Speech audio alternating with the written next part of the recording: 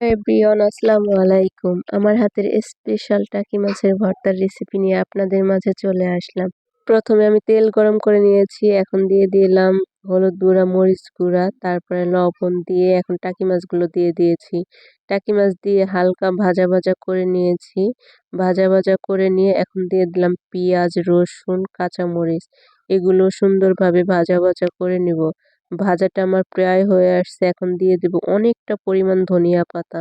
ধনিয়া পাতা দিয়েও কিছুক্ষণ ভাজা ভাজা করে নেব। ধনিয়া পাতাটা, তবে সব জিনিসগুলো যাতে সিদ্ধ হয়ে যায় সুন্দর করে।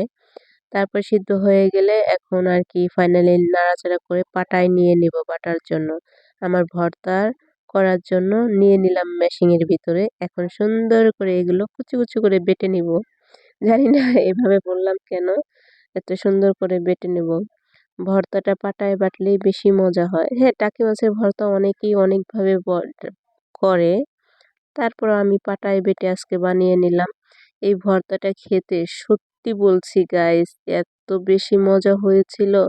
এক প্লেটের জায়গায় আপনাদের 2 প্লেট ভাত খেতে পারবেন এই ভর্তা দিয়ে। সত্যি বলতে এত মজা হয় এই টাকি মাছের ভর্তাটা। ফাইনাল লুক দেখেই বুঝতে পারবেন কতটা ইয়ামি হয়েছে, তাই না? তারপরে একটু কাঁচা সরিষার তেল দিয়ে দিলাম।